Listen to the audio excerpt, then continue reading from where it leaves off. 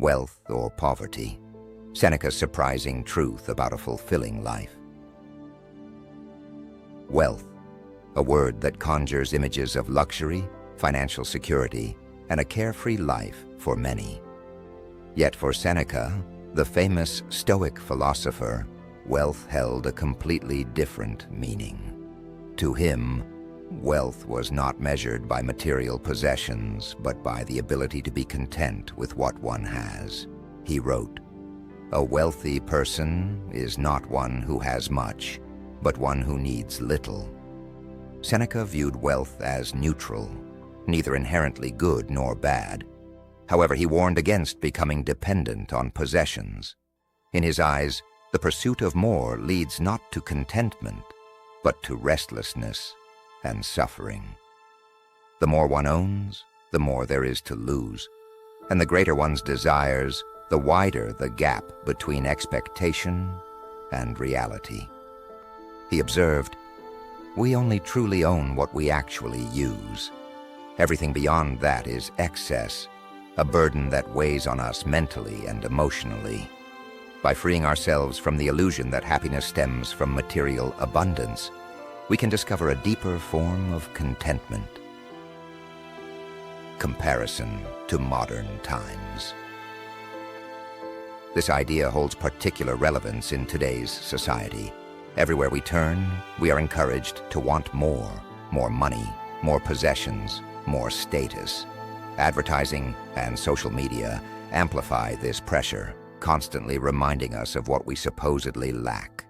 Yet how often does the pursuit of more lead to genuine happiness? Studies have shown that accumulating more possessions, beyond a certain point, has no significant impact on our well-being. Imagine your life no longer centered around what you could own, but instead around what you truly need. What items would you remove from your life, and which would you choose to keep? Perhaps true freedom lies not in owning more, but in needing less.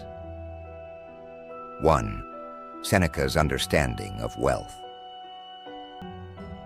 Seneca believed that wealth often provides a false sense of security. Many people think that material prosperity can shield them from life's adversities. However, Seneca clarified, "Golden chains are still chains." With this metaphor, he illustrates that even the apparent freedom wealth brings can become a shackle, a chain that binds us with fear of loss and dependence on external circumstances. He cautioned against tying happiness to external possessions, as they are fleeting and impermanent. A sudden loss of wealth or status can plunge individuals into despair if their identity and self-worth are solely based on these. Instead, he urged the cultivation of inner strength and wisdom, as these are the only treasures that can never be taken away. Examples from everyday life.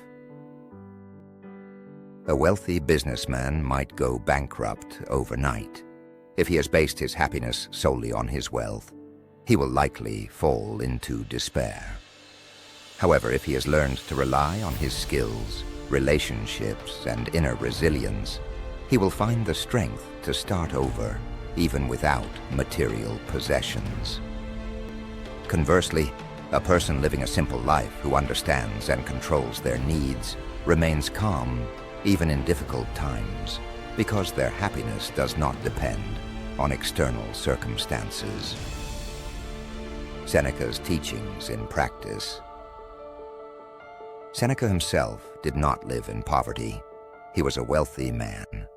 Yet he regularly practiced voluntary simplicity to remind himself that he could live without luxury. He would sleep on the floor, wear simple clothing, and eat only the basics. These exercises strengthened his resilience and helped him appreciate the value of life, independent of material wealth. Have you ever consciously given up something to test how much you truly need it? What fears or uncertainties arose, and how did you address them? Share your experiences in the comments. Your story might inspire others to rethink their relationship with possessions. 2. Poverty as a virtue. For Seneca, poverty does not mean living in complete deprivation, but being free from the tyranny of excess. In his philosophy, poverty is not a misfortune, but a state that allows us to see our true nature and recognize our genuine needs more clearly.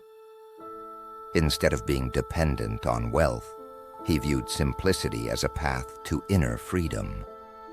Seneca himself lived a life of contrasts. Although he was wealthy, he regularly practiced deliberate restraint. At times, he intentionally lived in simplicity to accustom himself to a state of self-sufficiency. This experimentation with poverty was not an act of self-punishment, but a way to free himself from the fear of lack and focus on life's essentials. He believed that a life without unnecessary excess leads to greater peace of mind. In his view, wealth does not make us freer, but often more dependent on the worry of maintaining possessions, the opinions of others, and the relentless pursuit of more. 3. Minimalism and modern life. Minimalism today is not just a trend, but a lifestyle that strikingly parallels the philosophy of Stoicism. Over 2,000 years ago, Seneca emphasized that owning less leads to greater freedom, a concept that many people today are consciously or unconsciously seeking. Owning less means liberating oneself from financial worries, unnecessary clutter, and societal pressures. It allows us to focus on what truly matters, shifting our attention from material possessions to personal growth and meaningful experiences.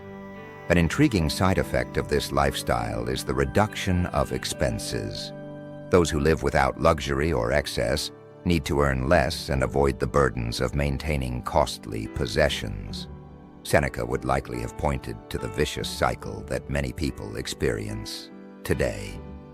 The more things we own, the more money we need for repairs, upkeep, and replacements. To earn this money, we work harder and longer. More work leads to more money, which we then invest in acquiring even more possessions, and the cycle begins anew. However, minimalism offers a way out. It invites us to consciously slow down and let go of things that don't truly bring us happiness. 3 practical tips for embracing minimalism in your life. Ask yourself what you truly need. Before making your next purchase, ask if the item will bring long-term value to your life, or if it's just a fleeting pleasure. Declutter regularly. Periodically, go through your belongings and keep only those that serve a genuine purpose or hold personal significance. Focus on experiences over things. Knowledge, memories, and shared moments enrich our lives far more sustainably than material possessions. Food for thought. What's your take on minimalism? Do you see it as an aspirational lifestyle or a trend that's hard to implement? Share your thoughts and experiences in the comments below. For true happiness is independent of possessions. Seneca taught us that true happiness doesn't depend on what we own, but rather on our attitude toward life. His words, "Nothing is enough for the man who considers too little to be enough," highlight that the endless pursuit of more is a cycle that distances us from genuine inner contentment. For Seneca, wealth and poverty are not absolute states, but subjective experiences. A person with few possessions who is at peace with themselves can be far happier than someone who lives in abundance but is constantly yearning for more. This perspective invites us to shift our focus from external possessions to internal well-being. Why possessions alone don't bring happiness. Material goods may provide fleeting joy, but that joy is often short-lived. We quickly grow accustomed to the new, and soon after we crave something better, bigger, or more modern. This endless pursuit distracts us from what truly matters: personal growth, meaningful relationships, and the ability to live fully in the present moment. Seneca reminds us that the journey to happiness starts within. It's about being content with what we have, rather than fixating on what we lack or desire. Seneca's timeless teachings remind us that wealth and poverty are not defined by the amount we possess, but by our inner mindset. True happiness is not derived from owning things, but from the ability to be content with what we have. His words, "A happy life begins where the desire for more ends," invite us to reflect on our own lives and reconsider what truly matters. What does personal wealth mean to you? Is it material possessions, inner contentment, or perhaps a combination of both? Let Seneca's philosophy inspire you and share your thoughts in the comments. Your contribution can not only inspire others, but also spark an engaging discussion within our community. If you enjoyed this audiobook and don't want to miss more insights into Seneca's wisdom, subscribe to the channel and activate the notification bell. Your support helps us continue creating valuable content and sharing this philosophy with the world. In our next audiobook, we'll dive into another fascinating topic: virtues in everyday life. How to apply Seneca's advice in your daily routine. Until next time, stay curious and humble.